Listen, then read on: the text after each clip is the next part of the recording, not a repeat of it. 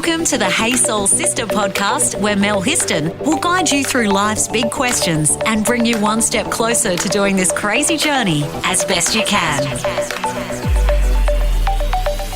Hey Soul Sisters, we live in a period of time where we are seeing the rise of female entrepreneurs. Did you know that 2/3 of new businesses created in Australia in the past decade have been founded by women? There has in fact been a 46% jump in women business owners over the past 20 years.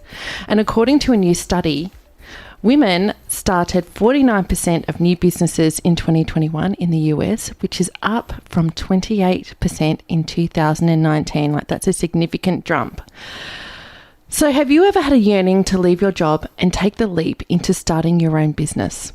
As many of you know, I started my own business 11 years ago, a photography business, and it was a whole journey in itself. I no longer do photography. I now run a charity called Got Your Back Sister, but I still get totally inspired by women who take the leap, because it is a leap and it takes a lot of bravery and courage to start and grow your own business. I get totally inspired by those women. And so today I have one such woman who took the leap from a successful corporate career to entrepreneur, and that is Holly Martin. So Holly is a well-established business person, but she calls herself an accidental entrepreneur. She's the managing director and chief marketer of the Marketing GP, and has also founded a number of other businesses in the last decade, ranging from product-based businesses to for-purpose media, which sounds like a true definition of an entrepreneur, starting and growing multiple businesses, maybe keeping them, maybe selling off those businesses. She knows what it's like to build a business or two. But as is the case for most successful business women, the road has certainly not come without its bumps. And Holly is here today to share some of her business and life lessons and inspire all you wonderful entrepreneurial women. Hey, Holly, thanks for coming in. Hey, Mel, thanks for having me. Yeah. I'm a bit nervous after that intro. Do you know what? It's funny. It's like when you do, I know when I go to a speaking gig and get up and talk and they read my bio out, by the time I'm on the stage, I feel like a complete fraud or imposter and going, oh my God, I need to change that bio. And it's weird because it's all true, but when you hear somebody else talking about it, you think, oh, is that me? Okay. Oh, totally. Absolutely. And, you know, the funny thing is, though, that I never actually, even though I'm cringing while my bio is being read out, I actually don't go and change it. And then it happens again and again and again. Anyway, and then I go, how would I change it? Because you're right. Actually, it's true. It's just that feeling of listening to other people talk about you feels really intimidating, and, you know, you think you don't want to follow that. Yeah. And so, yeah, every time I think, and that's why I get other people to write my bio for me, because I'm never going to write a bio, I think, that actually reflects what I do. So now I get somebody in my team to do it. Yeah, that's a great idea. And I wonder, for any of you business gals out there, entrepreneurial women, career women, business owners, if you feel the same way. Yeah. And it's about getting out of your own way with that, which is why I go, okay, I can't be trusted to do this myself. So let's trust somebody else. I'm going to say this business lesson number one. Done. Tick. Yeah. It's like, get somebody else to write your bio. Yep. There you go. Lesson number one.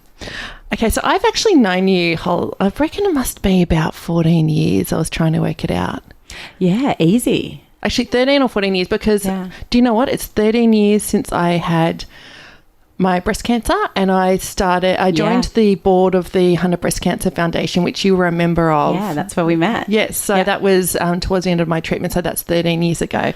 And I can't remember if we knew each other before that or not. Well, the Hunter region, we probably had come across each other, but like many board experiences, that's when you actually get to know people a lot better, especially something like a community-run board where you just have to muck in all together. Totally. And I remember, I think you were about 26 at the time. I think you were. I reckon so. You were like in your mid-20s, and I remember looking at you like you were this little, like, kick-ass woman. I remember like, wow, she's amazing. You'd come to meetings, you were so knowledgeable, you were really driven, and you just got shit done. Isn't that funny? Because I felt quite intimidated being in the room with other people. You know, I've been on boards since my early 20s, and so I'd feel intimidated. So it's that thing of fake it till you make it. So I'm glad that that's what I was projecting, because I felt like I was sitting there soaking it all up and trying to learn as much as I could as to what it looks like to be on a board, what it looks like to give back to your community in that way, and what you can learn as well. Well, I'm going to say another little business lesson there is that even while you're sitting in the room and potentially inside, you may be feeling a bit intimidated. I never thought once that you were anything other than amazing. Oh, thanks, Mel. That's what you totally were giving out to the world. Great. That's good to hear. There you go. Sometimes I know some people frown upon the fake it till you make it, but I go, do you know what? Sometimes it's just, digging deep and going, I'm going to get through this and I'm going to learn from this, and actually projecting out that you're all over it. And I think fake it till you make it also aligns with imposter syndrome as well. So there was no reason that I couldn't have been on that board. It was just my imposter syndrome. So I have to, you have to give yourself that talking to and say, you're here, you're doing it. Just put one foot in front of the other. And so it's not about jumping into something that you've got no skills related to or no ability to do. It's that inner voice that's telling you that you don't. So when you put the two of them together, I think that's where you can kind of really see the success. I love that. Yeah. So at the time, you were climbing up the corporate ladder. Yeah, I was really focused on that. Yeah, you hadn't started your own business yet. I think, were you at Hunter Water then? Yeah, I probably was. Yeah. So that was my quasi-government period of my career. We've all done that. Mine was wet cover. Yes, yeah. I think it's really important. Government organisations work different to privately owned, work different to charity-led, and it's a great experience. You get to work with a lot of different people, and I'm really grateful that I had that opportunity in my career. It's interesting because I worked at Wet Cover for 3 years in the marketing communications team, and I went from there to a privately owned company, and it was really interesting. And while I was working for Wet Cover, which I think now they call it WorkSafe, but at the time it was Wet Cover, and I remember everything was all about strategy. It was about corporate goals. It was delivering on strategy, creating action plans around the corporate strategy. Everything was documented. It's and process, procedure, and that experience I think has really helped me with my own business, because lots of small businesses don't do that, especially if you hadn't had experience in that space. But definitely process driven. Yeah, it's so interesting, because when I went to then a privately owned company after Work Cover, I was surprised at the lack of process. You can balance the processes and procedures in a smaller business, and you can be a bit more nimble. That's the thing that I found, is that things just move a bit slower. I love nimble. Yeah. I love nimble. Yeah. Want to save your soul? Review us on Apple Podcast. So how did you then, what was it that made you want to take the leap from climbing the corporate ladder? You've got a great career, you're on boards for community organisations, and you've always been very active in terms of women networking, business networking. Yeah. You've really built yourself a profile in the business world. In a corporate sense, but then you've taken the leap to start your own business, 10 years ago? Yeah. What was it that made you do that? It's interesting. In your intro, you were talking about, having an urge to start a business and to be an entrepreneur, and that was not my journey at all. It was this situation, like you said, I did a lot of networking, so people would ask me advice around marketing, particularly small business owners. And I was working with an IT firm. I was in my second year with them, and I just wasn't busy enough. And I thought, oh gosh, this job is not a full-time job anymore. I spent the first year setting everything up. It was the first time they'd had a marketing person. And I thought, I'm going to be out of a job here. So I was really thinking, okay, what can I do? Maybe I could start a business, just a small business. I'd just help small business owners. That's what I'd do. And that's kind of where it started. So I approached my boss of this small business owner and said, okay, you know how this isn't really a full-time job? And he just looked at me and he went, no, what do you mean? And I went, no, what do you mean? I'm constantly asking you for more work. I'm trying to do new things. Like my days are never full enough. And he was just floored. He didn't realize where I was coming from and what I was thinking. But I think in the end, he was really grateful that I'd seen that too. And I wasn't the type of person, I can't just sit in a job. That's not how some people can, and that's great. That's just not how I'm wired. And so that was the start. And I worked for that company part-time, and then I started my own business part-time. So really low risk approach to starting a business. I didn't go all in. I really wanted to hedge my bets. And yeah, so that's how it started. And I just started putting out feelers. And the best bit, I think, was when I started putting out feelers and just letting people know. I just had people coming out of the woodwork going, how can I help? What can I do? Who can I refer? Who do you want to work with? And I just thought, this is going to be easy. How good is that? Yeah. That's so good. And it's interesting. My husband always said to me when I started my business 11 years ago, the photography business, actually it was 13 years ago. Anyway, I remember he said to me, you can't rely on family and friends forever. They might help you to kind of like get off the ground, but really you need to be getting those referrals and work coming in from other people that you don't know. Yeah. And I don't know, I hadn't thought about it. I didn't have a business plan. I really didn't know what I was doing. I hadn't been really at that stage surrounded by a lot of entrepreneurs. And so I really didn't know what it entailed. I spoke to a mentor of mine, Meg Purser, and I said, what do you think? And I still remember talking to her about how much I was going to charge. And when I told her the figure, she was like, are you joking? You need to charge 3 times as much as that. So just little things like that. You don't know what you don't know. Absolutely. How important is having a mentor? Yeah, I think mentors are really important. I've never had a formal mentor. So someone like Meg, I did work experience with her for 2 years. So it just happened really naturally. But I really seek out other business owners. I'm forever asking questions. I'll be at a networking event and talking to a business owner and they'll be telling me about something and why did you do that? How did you make that decision? What courses did you do? Who did you speak to?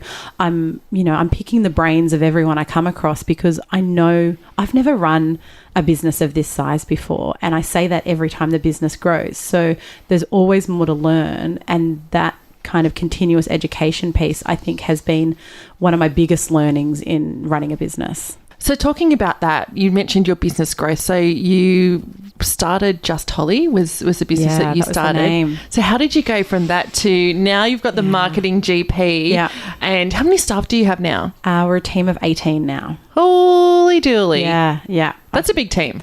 Yeah, it is. Yeah. And whenever I say that number, I think my shoulders go up and get a bit tense.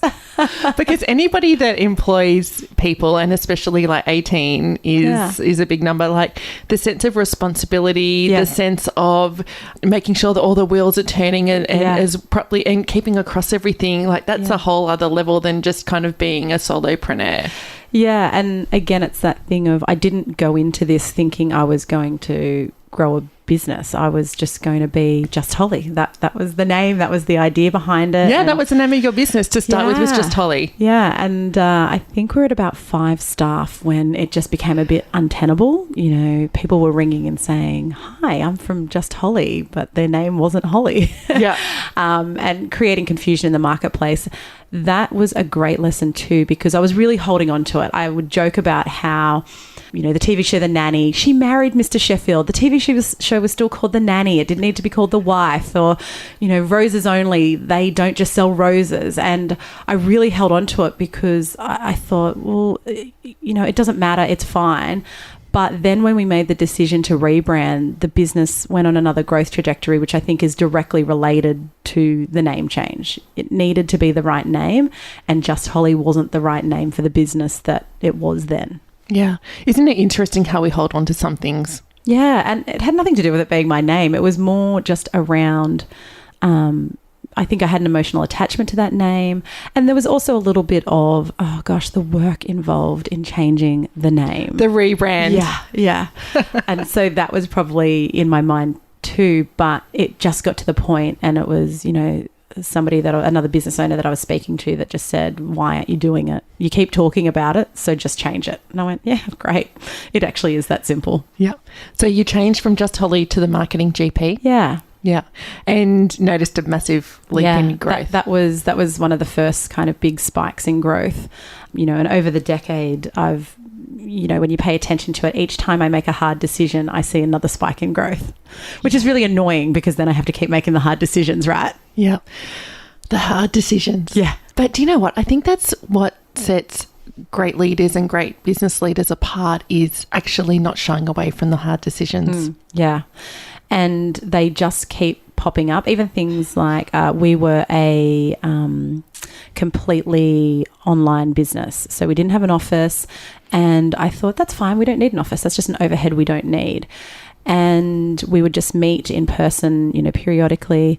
Then there just came this turning point where it was like, no, we need a space, but we don't need a space for everyone. So I think we might have been about 7 staff. And so we got an office in a shared office space. There was enough space in our pod for 4 desks.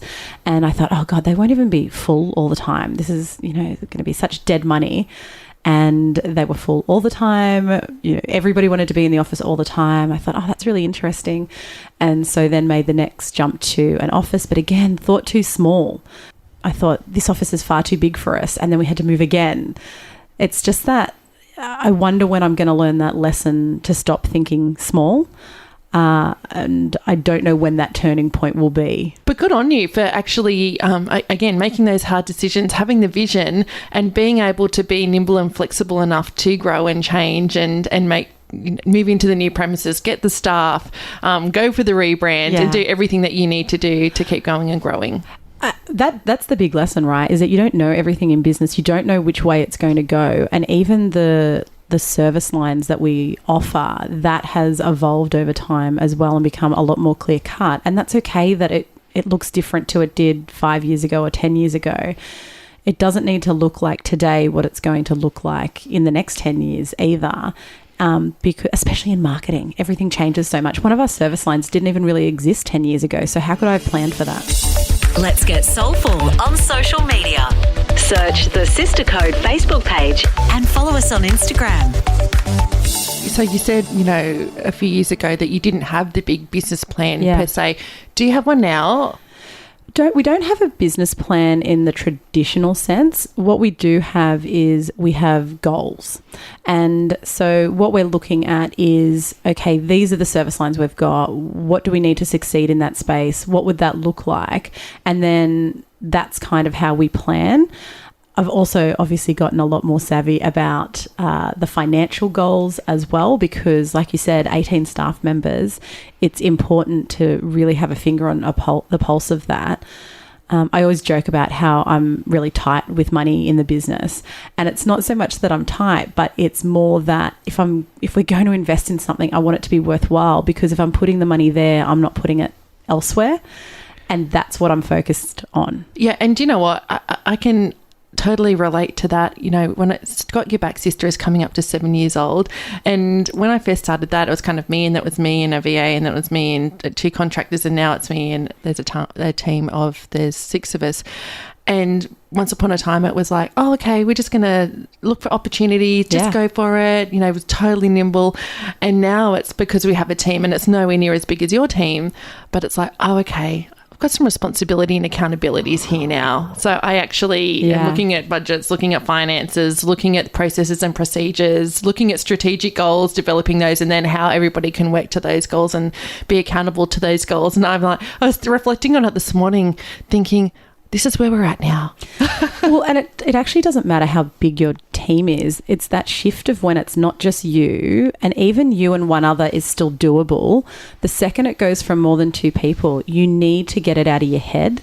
And that was a massive learning curve for me, because I had just done it all. And so I didn't need to have it documented because I knew how it worked. And so as you grow, that learning is really important. And I wish perhaps if I had had a growth mindset at the start, I probably would have set up those processes and procedures from the beginning, and that would have made growth easier. But I look back on, any mistakes or errors, and I think that, but also wouldn't be here today in this position if I hadn't had those lessons, I guess. What's the most common myth that people have about the field of marketing? It's probably not so much a myth as it's something that I think happens in every industry, which is the people who do the wrong thing give the industry a bad name. And so we end up with some, new clients sometimes who've been burnt by other people or situations, and then when they come to us, we have to spend all this time earning their trust, like a lot more than we would normally. And the lesson I've learned there also is perception, because they might think they've been burnt, but they just didn't know how to work with an employee that was a marketer or an agency. And so it's really about going, well, what was the root cause there, and how can we take them on a journey to make this successful? So that's kind of when I look at things, I think, back in the day, I probably would have just been like, oh yeah, they're right, they got burnt. But that's, there's always two sides to every story. And that is a much better position to come from when you're thinking that everybody was just doing their best, but they just weren't the right fit for each other. Yeah, absolutely. Okay, another question. You have created a number of businesses. So not just the Marketing GP. Tell us about some of those other business ventures, because that's the definition of an entrepreneur. I know a lot of people throw that term around. Yeah. Just like, I started a business, I'm an entrepreneur. Well, no, actually an entrepreneur is somebody who starts and grows different businesses over a lifespan, and they may keep them, they may sell them off. They're not actually super attached to the business. It's about growing those businesses to be successful and then making decisions about what to do with them. Yeah, and I think that's why I don't consider myself an entrepreneur in relation to the Marketing GP, because that I am very emotionally attached to that business. Very, very. So the other ones, though, that's, I guess, where the entrepreneurship comes in, and definitely accidental. But I think it's interesting how many business owners then do transition into being an entrepreneur, because once you've started one business, the fear kind of dissipates. Your risk appetite changes, because you go, okay, I understand the nuts and bolts of what I need to do. So the year after I'd started this business, I saw a gap in the market for a business news website for the Hunter region. And I thought, oh, nobody else is doing it. I spoke to a few people in PR and said, what would you think about this? And so they thought it sounded good, and I did it. Look, my advice would be, don't start a second business a year after starting your first business. It's saying that Hunter Headline is super successful, and it's been going all this time. Yeah, so it's 9 years old. Wow. As well. That was hard yakka, because I was trying to build two businesses then, and I remember watching Shark Tank, and they never wanted to invest in somebody who had more than one business, because fair enough, they were saying, well, hang on, I'm not getting 100% of you. I'm getting 50% of you because you're in the other business. And that is so true. The second you start another business, you cannot give 100% to any of the businesses. It hasn't stopped me, but I am aware of it each time, I guess. And so, but again, I saw a gap, and Hunter Headline was great because it aligned with my core business, in that we did do PR as part of that. But I also had to be really careful when we launched it, so that people wouldn't think it was just a vehicle for our clients, which it wasn't, and it isn't, which is why I didn't attach my name to it for years. Yeah. And tell me about Newy Blend. Yeah, so Newy Blend is something we did to celebrate the 10th anniversary of the Marketing GP. We also rebranded, so not the name, but the look and the feel. And we thought, okay, what else can we do? And we decided to collaborate with a local coffee roastery, Peaberries, who we've done some work with. And we thought, well, why don't we raise some money also for a charity, which is Trog Cancer Research. And that's where it started. So, and it just felt like a right fit for a marketing agency to have its own coffee blend, I think. That's so cool. Yeah. I bet you have a lot of coffees. Yeah. Definitely. And it was great too. It tied in, we got to go and do a cupping, which is where you learn about the blending process of coffee, which I don't think anybody in the team knew about that either. So it just ticked all these boxes for things. It just had so much alignment to us. And so now, it's raising money for Trog Cancer Research, which all three of the businesses that are involved are based in the Hunter region, but, work nationally or internationally. Trog is just, they're 30 years old. They're in the Hunter, but they're doing this amazing research that has international reach, because 1 in 2 people who are diagnosed with cancer will benefit from radiation therapy. So it just made sense to try and support a business like that as well. How good is collaboration? Yeah. Yeah.